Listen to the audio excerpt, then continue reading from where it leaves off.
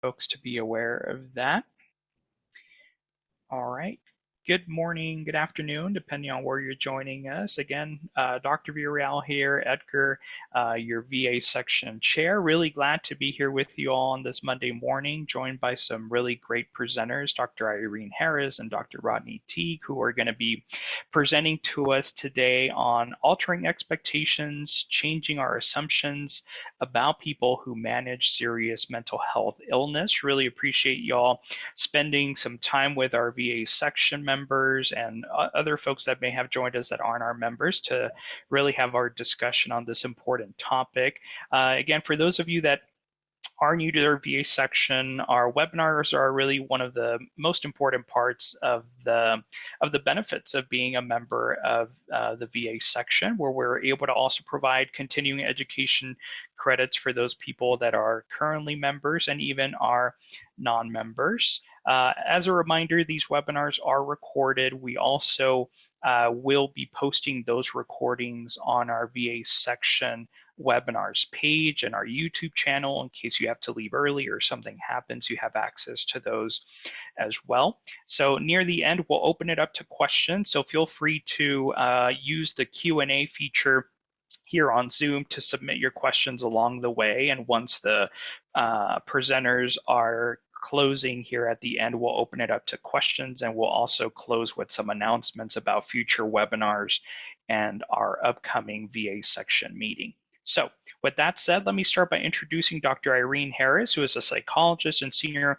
clinical investigator with the VA Maine Healthcare System and an associate professor at the University of Minnesota Medical School. She has served as a clinician, administrator, and investigator in the VA system since 2002. Dr. Harris holds a master's degree in education from the College of St. Rose, Albany, New York, and in rehabilitation counseling from SUNY Albany, as well as a PhD in counseling psychology from Texas Tech University in Lubbock, Texas. Dr. Rodney Teague is a licensed clinician, clinical psychologist with over 10 years of experience practicing within the VA mental health system and working primarily with groups or individuals with SMI diagnosis. In his work, he continues to lean heavily on the humane and non-reductive existential phenomenological perspectives he embraced during his doctoral training at Duquesne University in Pittsburgh, Pennsylvania. So that's a mouthful there, Dr. Teague. Appreciate y'all being here with us today. I'm going to now hand it over to you, and thank you again for sharing your expertise. And on to you, Dr. Harris. All right, give me 1 second to get the screen shared. All right, so I've already been introduced. I won't spend a bunch of time on this slide saying who I am. I'm going to start with a case study. So we have a 19-year-old Caucasian female student comes to the college counseling center, has had a health stressor, has reacted with some depression and anxiety. As we start taking the case history, we discover that this might be a little bigger than it looks on the surface. This individual has a history of being passed from caregiver to caregiver and a lot of adverse childhood experiences. As one might expect, she was somewhat difficult to engage in therapy and dropped out shortly after starting. Shows up to the college counseling center again at age 23. Now she's in graduate school. Again, there was a health stressor, triggered a bunch of symptoms. This time something really different happened. And this time she really kept coming to sessions. She engaged in processing a lot of childhood trauma. She had homework done. She had a plan coming in for each session, and she wasn't getting better. Finally, after 2 years of trying to get somewhere in therapy and not really getting much relief from symptoms, she finally trusts her therapist enough to tell them that since she was 14 years old, she has been concealing self-injury in response to a voice that told her that if she didn't hurt herself, the voice itself would kill her. Nobody around her knew that this was going on. So I want us to think a little bit about This is where this client is at age 25. Where do you think she will be when she is 50? So I'm going to invite you to get out a piece of paper and a pencil and number your paper 1 through 10 and mark each item true or false, your best guess as to whether or not these things will be going on for her when she is 50. I will shush for 2 minutes to let you do that.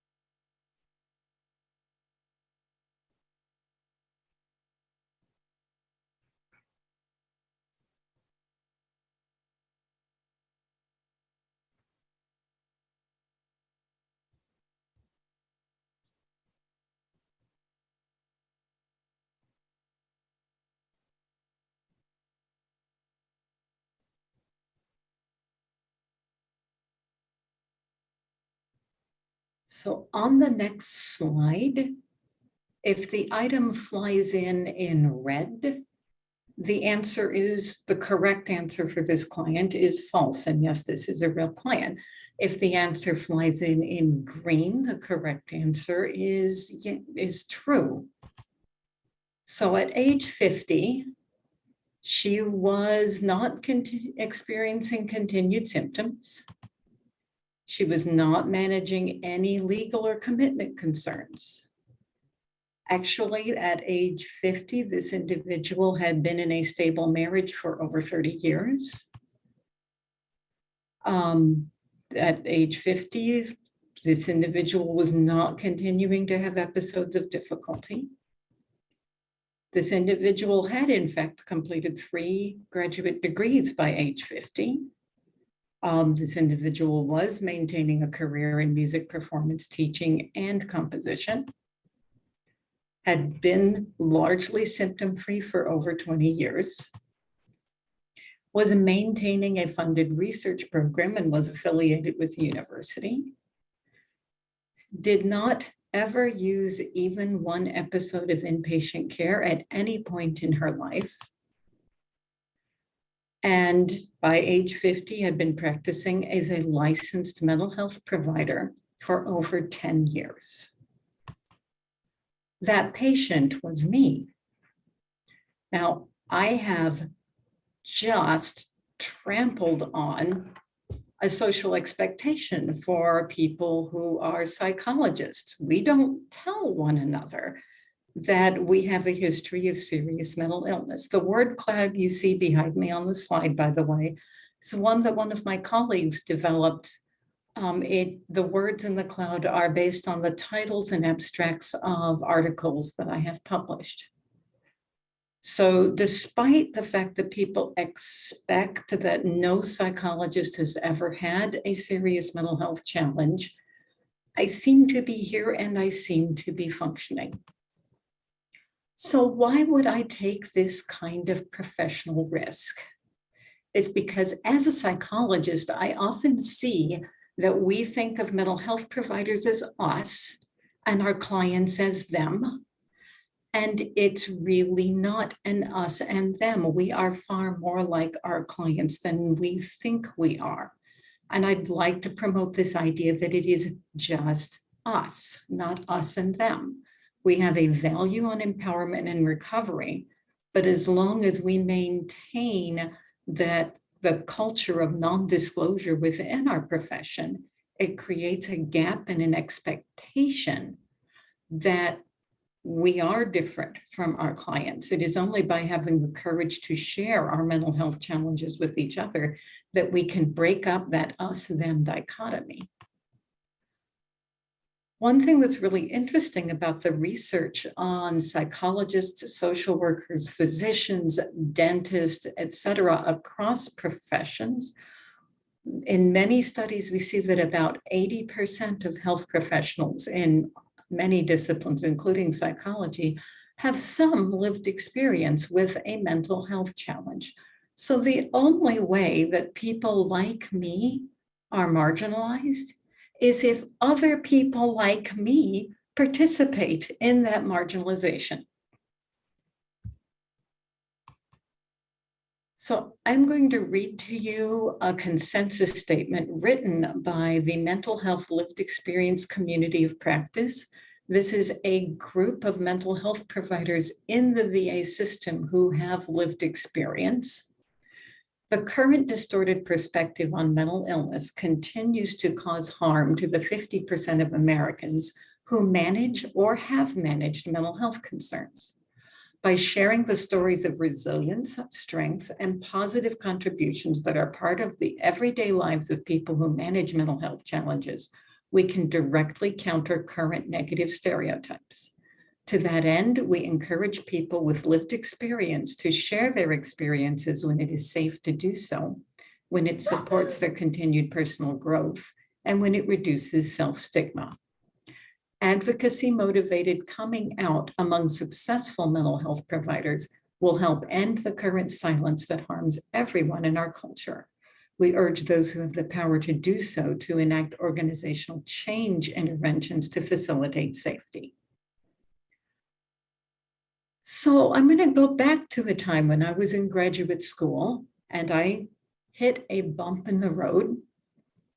And to make sure that I didn't fall back into being ill again, I contacted a psychologist. And as I was interviewing somebody to be a therapist to help me maintain my progress, one of them told me quite clearly, no one with your diagnosis can be a psychologist. If I had the option of going back to talk to him today, I would really enjoy telling him that I've been working as a psychologist continuously since 2001. When I was with the Minnesota VA, I developed the peer support program. Vets Bridge to Recovery is the PRRC program. I developed the therapeutic handbell choir, and I developed and managed mental health animal-assisted therapy programs. I led a VISN peer support supervisors consultation group. I led VISN level peer support training. I led VISN level continuous improvement, and I was on a couple of central office level work groups.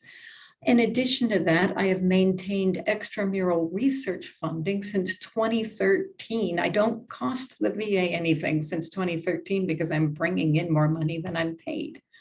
At this point, I've got over 50 publications. I'm served on many different kinds of committees on VA, and at the national level, I have been on task forces and provide regular consultation, for example, to the National Chaplain Service. This next slide is about what I have experienced at work. You may see things and hear things that you have said, and in the context of this slide, start to question what was going on for you when you said them. And I will tell you in advance, you said them because you were trained to say them.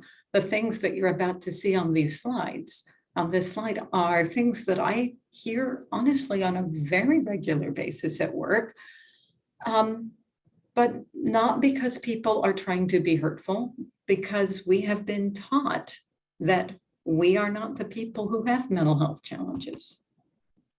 When I was in training, I was told, oh, it's okay that you told me, your colleague, but never tell a supervisor about that. If you disclose it, it means you're not living beyond it. When I was a local recovery coordinator in 2007, two other local recovery coordinators came out of the closet for exactly the same reason I'm doing it now, to address issues with stigma. Both of them lost their jobs. Advice I got from a therapist was never tell anybody who grades you or pays you. No one with your diagnosis could ever become a psychologist. When I was in graduate school, I had a peer who had cancer. That person was told that they could leave the program for as long as they needed to get better, and if they recovered, they were welcome to return. I had another peer who had an episode of bipolar disorder. She was removed from the program without the opportunity to return. The message was loud and clear. In a textbook, I saw a recommendation to therapists that for anybody with my diagnosis, it's important that the therapist provide enough social support so that the patient doesn't share their diagnosis at work because they'll lose their job if they do. So with what I have on my screen, I can't see the one that just popped up. I apologize. At the bottom there, I regularly, as local recovery coordinator, was told, oh, you didn't involve anybody with lived experience in planning this project. Because of course, there was the assumption that as a psychologist and local recovery coordinator, I couldn't possibly be a person with lived experience. When I started talking with leadership about a continuous contact intervention, having somebody like us be out of the closet in our setting, I was told by my leadership, we don't have anybody here who has a serious mental illness for continuous contact intervention. Well, how would they know if they had anybody there who had a serious mental illness? It would be dangerous to have somebody with this diagnosis in this job. In the upper left-hand corner there, there's that little word that begins with a C and ends with a ZY. If we had a word like that we applied to people who had endocrine disorders, people who had asthma, people who had cancer, that would be declared hate speech quite quickly. But it can be used to talk about people who manage a mental health challenge anytime, and people don't really bat an eyelash. NAMI is starting, the National Alliance on Mental Illness is starting to object to this word. It has been a word that has bothered me for a long time. I've heard from colleagues, people with serious mental illness can't work full time. I've been doing it an awful long time. The peer specialist won't be stable enough to do that. We don't have the same kinds of problems that our clients do. There are laws in some states that preclude me from being licensed based on my past, despite over 20 years of successful practice at this point. At one point, I consulted with National Leadership for Peer Support about the dichotomy I was feeling, telling my peer specialists that I supervised that they had to be out of the closet from inside my closet. And his recommendation was that I could do that time in history, that I could do the peer specialist more good in the closet than I could out of it. When I was first applying for the position as a local recovery coordinator, the job description from VACO stated that there was a preference for somebody with lived experience in that position. When it was posted at my local facility, that clause was removed. Another time that I hit a bump in the road and I was interviewing therapists to make sure I kept myself stable, I interviewed a psychologist who told me, oh, you're a psychologist. I'm not the right therapist for you. I only work with complex trauma. Underlying message, their psychologist can't possibly have complex trauma. Some of them do. Overall, these messages add up to a message that I am not welcome in this profession. All of these things coming at me day after day have an impact, and I struggled with them for a long time. Now, I'm actually a stigma researcher. I walk into this environment really understanding and knowing a lot about what's going on, and still it impacts me. I get the message that I am not welcome. I respond by withdrawing, making sure that nobody gets to know me well enough to find out what my past is.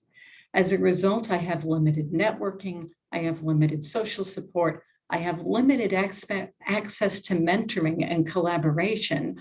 Therefore, I'm not as successful as my colleagues, which reinforces the idea that I am not welcome.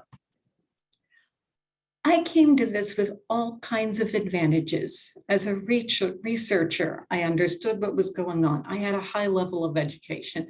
I've got good socioeconomic supports. I've got great support within my marriage. I have stable housing. I have good health. And it is having an effect on me. If it has this effect on me with my advantages, what do you think it is doing to our clients who do not have those advantages? The only way I am convinced that we as a profession are going to change the kinds of attitudes that lead to all of those microaggressions that I experience is changing the culture of non-disclosure, the expectation that we don't talk about this with one another. For those of us who are out, research on being out of the closet shows that engaging in values-based behavior, such as advocacy for our groups, increase job satisfaction. People who are closeted have poor immune functioning, so they lose more days at work. Closeted individuals are less satisfied at work and they don't get promoted because they can't network as well. And they're spending a bunch of time focusing on how to keep themselves socially safe, which is a drag on cognitive functioning. We know that when people can be themselves and share about themselves in a work team, that team works more effectively.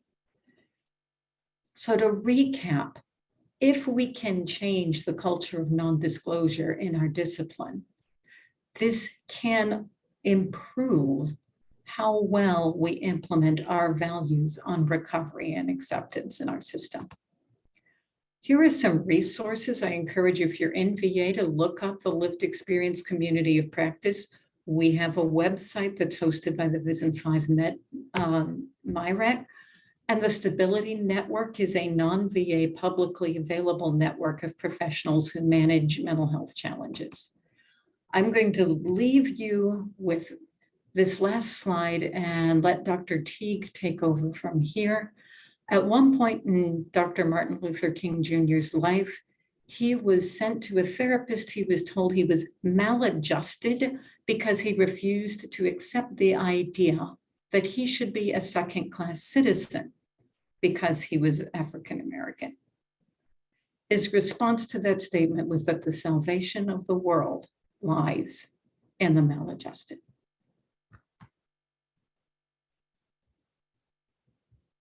You can go ahead, Dr. Teague. Okay, thank you, Dr. Harris. And I'm going to share my screen.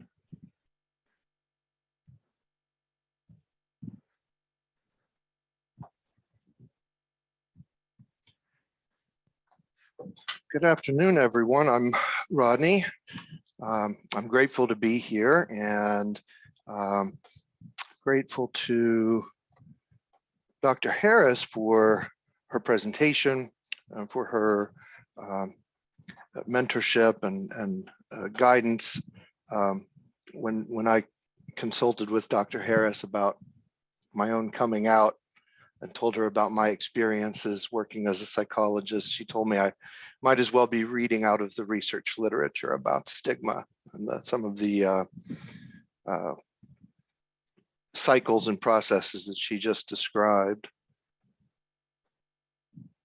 I'm going to talk just a little bit about lived experience, this term that we use when we talk about people who experience mental illness themselves, the way I came to it,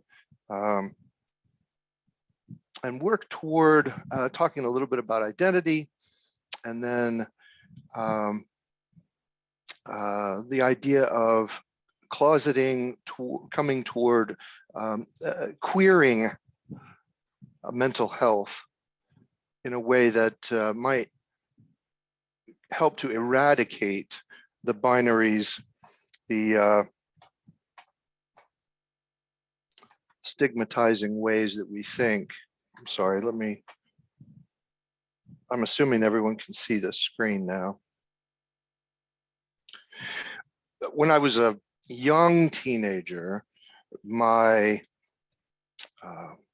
grandfather, my beloved grandfather, Roy Edwards, decorated World War II veteran, was diagnosed late in life, an unusual case study with debilitating suicidal depression. He underwent electroconvulsive therapy and eventually medication therapy that assisted him with the depression, and then he developed mania that he cycled on and off with, what was then called manic depression, for the rest of his life.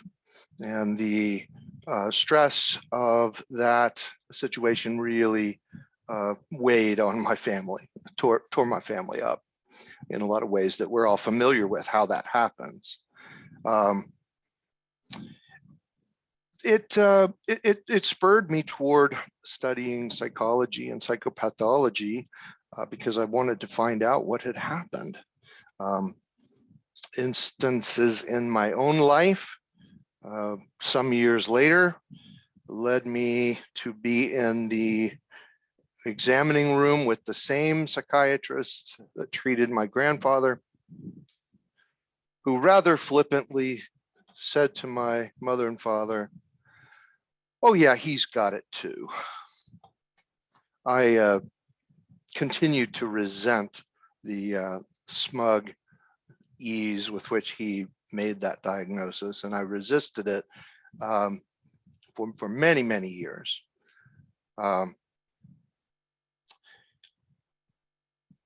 I continued to study psychology, mental illness, pathology, and eventually came to Duquesne, Dr. Villarreal, I apologize for the mouthful, Duquesne University, where I had the opportunity to study continental philosophy and psychology and the phenomenological work of Maurice Merleau-Ponty. And it's there that I first encountered this phrase lived experience, not specifically about mental health experience, mental illness, but in his general phenomenology. For Merleau-Ponty, phenomenology offers an account of space, time, and the world as we live them. Commentators use this phrase, lived experience, to describe the difference between a phenomenological style of thinking and a natural attitude. One simple example of lived experience as opposed to the natural attitude would be Ava Sims in her developmental phenomenology talks about the difference between clock time and lived time. So clock time, obviously measured by minutes and seconds, standard units of time that are the same for all of us and the same from moment to moment. But in our lived experience, we know that time flies when you're having fun and rather slows down if you're in the midst of a boring presentation, which I hope is not the situation you're in right now. Or alternatively, a child on Christmas Eve experiences an elongated sense of time. Is Christmas morning ever going to arrive? The parallel should be fairly obvious to lived experience of mental illness. That is the base experience of the person, of the experiencer, is different from, in some important ways, the ways we describe them, our categories, our diagnostic classifications, etc. Merleau-Ponty goes on, this is in the preface of the Phenomenology of Perception, says that to return to things themselves, and that's Edmund Husserl's formulation of the phenomenology, is to return to that world which precedes knowledge, of which knowledge always speaks, and in relation to which every scientific schematization is an abstract and derivative sign language.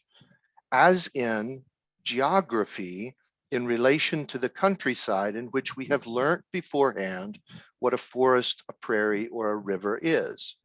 Again, it's fairly clear, I think, what he's saying. The map is not the territory. We know what a river, what a tree, is before those are labeled and mapped in a geographical construction. Finally, Merleau-Ponty, in his discussion about language, tells us that to name a thing is to tear oneself away from its individual and unique characteristics, to see it as a representative of an essence or a category. He's talking here about labeling. And naming is important, it's useful, as is labeling, but the point of the phenomenology here is that the lived experience is primary. It comes before any overlain scientific understanding. And we have not traditionally privileged that lived experience as we make decisions for our clients. And this has led to the situation of stigma even within the field of mental health care, as Dr. Harris described. Mental illness stigma, we know what this means. Stigma is a mark, a stain, or a blemish. And mental illness stigma, particularly, we think of as a negative and prejudicial set of prevailing societal beliefs about mental illness and those with lived experience of mental illness. There are binary and essentialist biases about identity that result in stigmatization. We divide the world into rather simplistic categories: normal versus abnormal. And here I mean the connotative sense of normal, not the denotative average or mean, but rather the sense of it. That even we scientific researchers are vulnerable to. And the sense of normal versus abnormal and all of these binaries is that one of the terms is preferred, right? I'd rather be normal than abnormal. We see what happens, as in Dr. Harris's presentation, when people are on the bad side of the binary, and we want to avoid that at all costs. Doctor versus patient, sane versus insane, all of these have the sense of good versus bad and us versus them. We are always in the in group, or we intend to be in the in group, the us, not the them.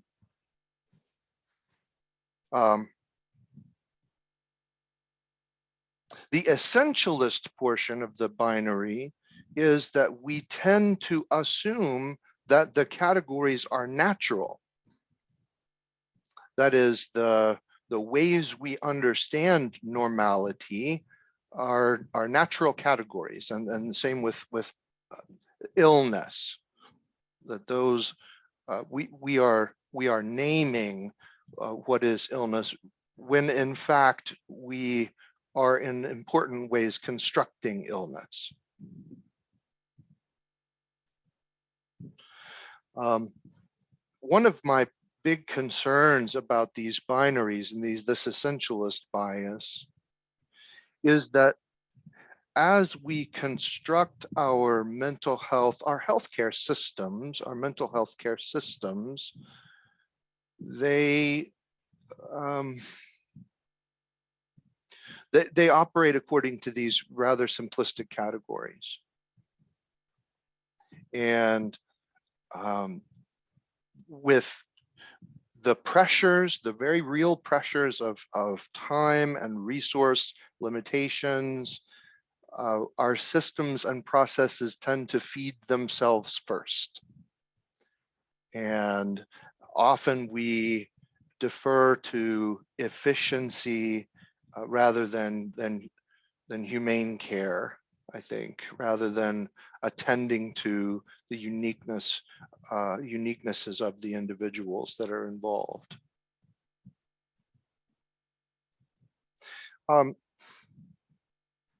Briefly now,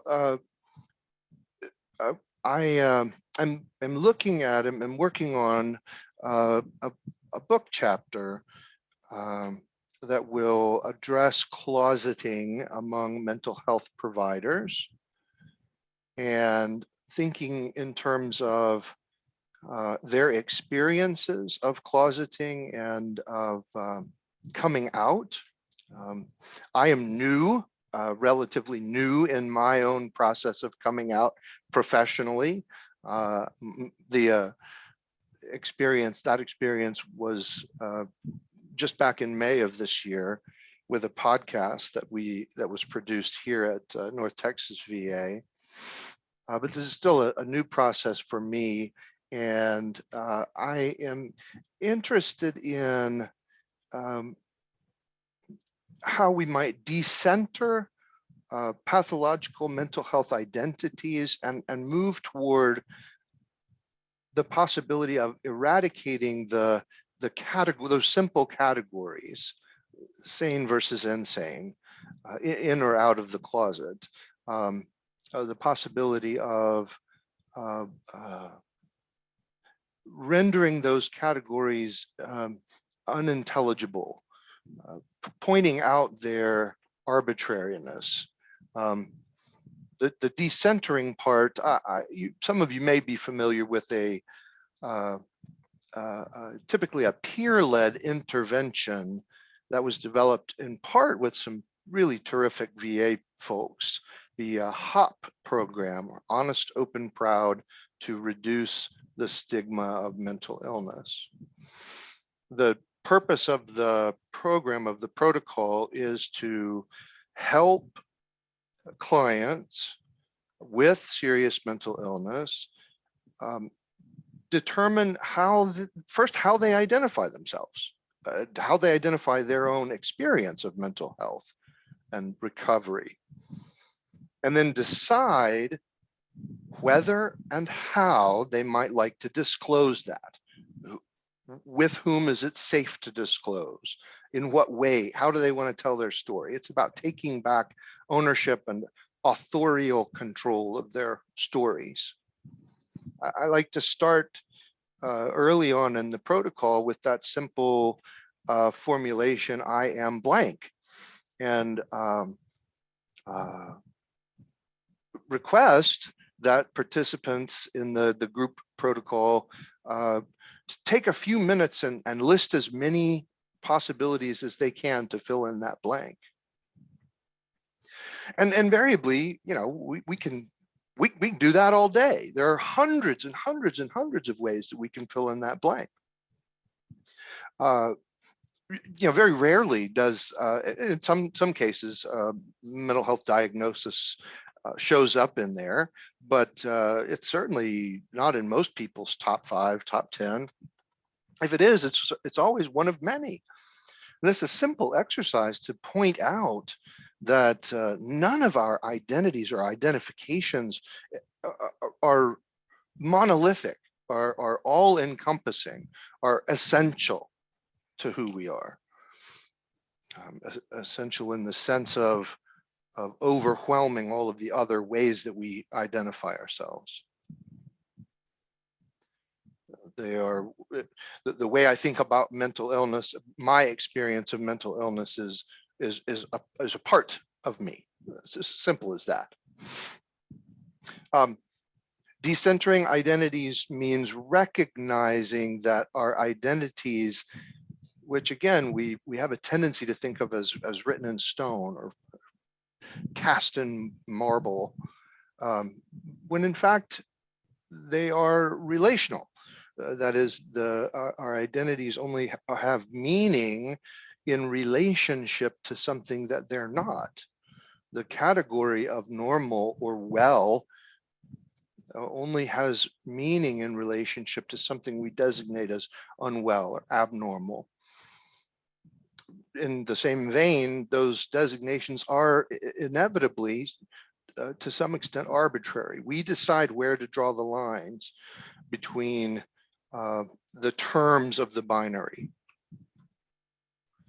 In fact, You know, as the exercise, the I am exercise seems to suggest, our identifications occupy a whole range. Some identities are more assigned than others. Some are more open to choice. And the more marginalized the people we're talking about, the less choice is involved. The more identities tend to be assigned. And there's where we cross swords with the mental health profession and caregiving industry, in the ways that diagnoses are assigned, in the way that they're thought of, in the way that people are pinned with those diagnoses. And we also need to remember that identifications are always in process, are always moving, are always changing and evolving. So I mentioned the possibility of queering mental health, and here I'm thinking of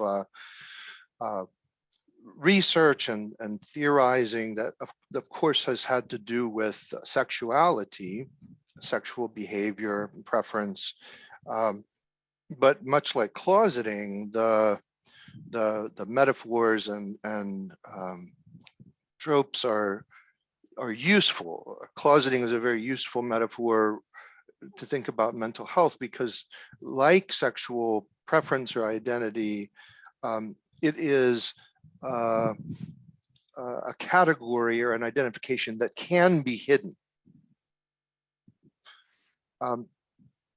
So closeting means to some extent passing for a normal, passing for, well, I'll just say for myself, there is some truth to that joke that a lot of us psychologists have been the butt of over time, that oh, those psychologists are all just trying to figure themselves out. I mean, and there's definitely some truth to the idea that I wanted to be on the us side of the binary, and not on the them side. And coming out is risky, because I'm at risk for being them. What I'd like to see is a queering of mental health categories, and this quotation is from a journal article, Dan Warner, about queer research methodology, in which he suggests that queering means misperforming, right? The stepping out of line in such a way that natural assumptions, that is, those essential assumptions regarding identity and identification, are called into question, mixing and matching, taking some from category A and some from category B, which is exactly what we're talking about here, mixing and matching in ways that are not allowed and not called for, living or researching as a series of non sequiturs which highlight that the supposedly natural relations or essential relations in the matrix are merely constructions. Troubling the waters in such a way that the old categories no longer make sense. They aren't intelligible. And I think that's what Dr. Harris is doing in her bold work, and where I hope we can go in mental health and in anti-stigma work. I think our clients and patients will benefit, and we as professionals are going to have to, we're going to have to give something up. We're going to have to give up some of that us privilege. And I think that's a good thing. That's something to negotiate over time.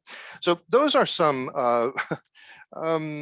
certainly not finished or polished thoughts, but on the way towards something that I hope will be in this vein of anti-stigma and recovery work. I'm very grateful for the opportunity to be here, and thanks for your attention.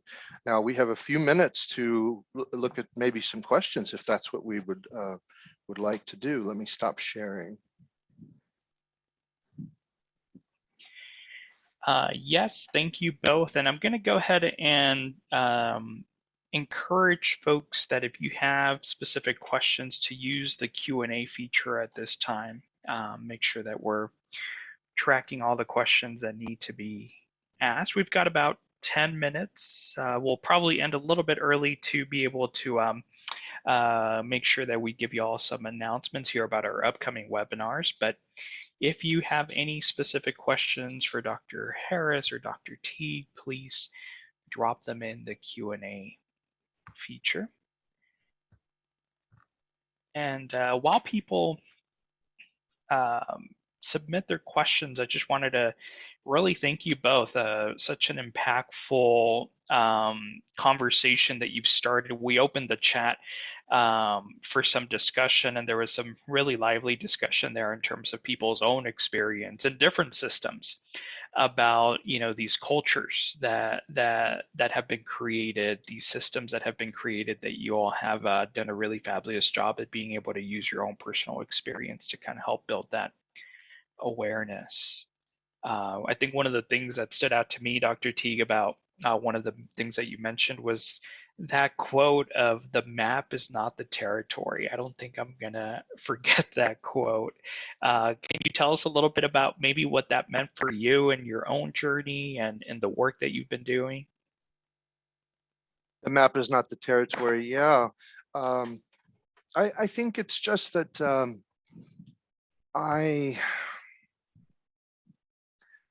I think it's mostly in my clients. It's mostly my clients saying that they feel so many times that, well, hard to know how to say this exactly, that their providers have knowledge from books, but they don't know how it feels. They don't know what it feels like, right? The map is not the territory. I mean, and we can know a lot from our study, but and of course we can't walk in somebody else's shoes. We don't really know their experience under any circumstances. But I think that attending to lived experience in the language of the experiencer is vitally important, right? And I don't mean to say by any means that we providers don't do that. Of course we do. We listen and we hear. It's what we do. But we're caught, we're caught translating that into map language in a lot of cases. Yeah. No, absolutely. And I wanted to, and thank you for sharing that with us. I wanted to turn to a couple of the questions that have come up here. Terrell mentions, I am grateful to have had training that follows your thinking. The bumper sticker expression was, you can't tell the clinicians from the patients without a name tag. Can you comment on this as to its sufficiency, or does it miss the key elements of your experience? So I'm looking at that and trying to process it.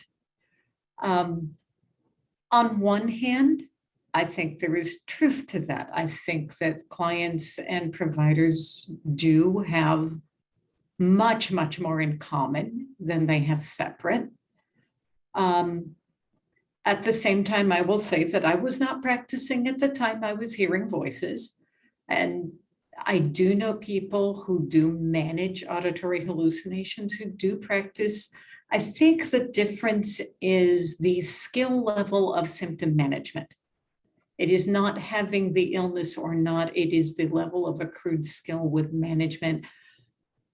But I am also not quite sure that that's right. And I would love to hear from others who manage lived experience and your thoughts about that.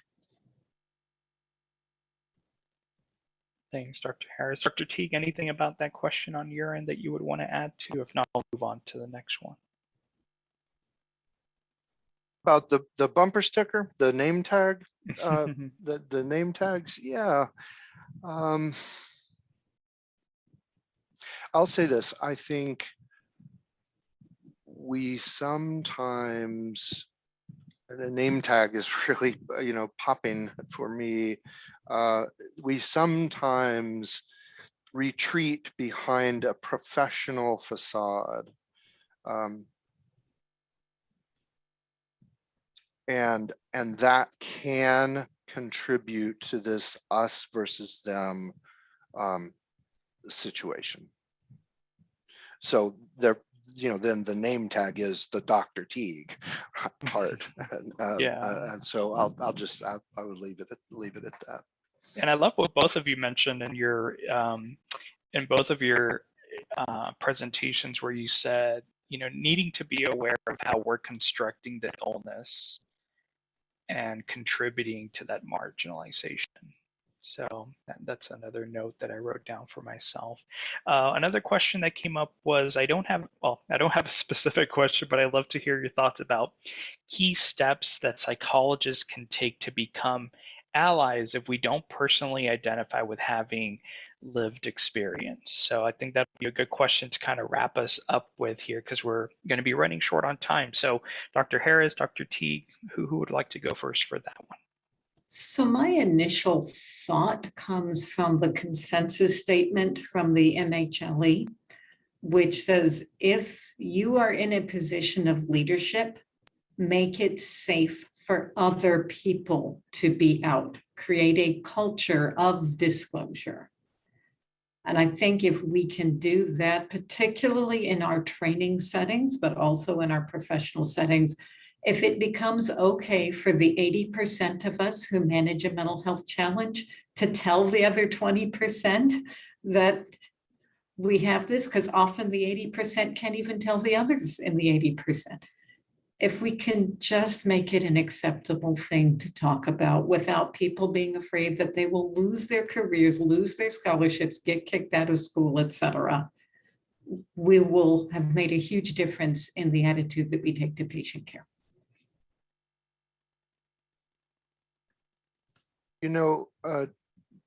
Dr. Amelia Brown, who is, I believe, on the chat, she's on the webinar, is one of my fellow LRCs here in Vision 17, did something very cool, which is that she developed a brief preamble that she uses when she gives presentations, trainings, didactics, whatever it is, that acknowledges explicitly that we should be aware as we're talking about mental illness, those of us who are talking or those of us in the room may be or may have or may be experiencing those situations. And I think that was a really nice example of an alliance, of a way to form alliance in the way that the questioner is asking about. So thanks, Dr. Brown, for that. Yeah, Dr. Brown is also noting things in the chat. And again, the SMI section of Division 18, if you aren't a member, great allies there as well.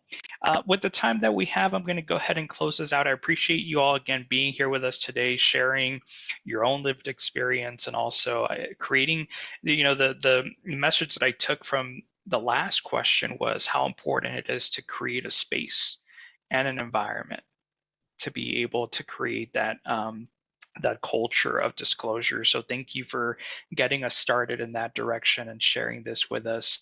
I'm going to now turn it over to Dr. Sines, who is the chair of our webinar committee. He's going to give us some information about our upcoming webinar. So thank you all again for being here with us. Please keep an eye out for the recording. I appreciate all the chat and all the engagement from those that have attended with us today. Sorry we had ran out of time and weren't able to get to everybody's questions. But Jeremy, on to you.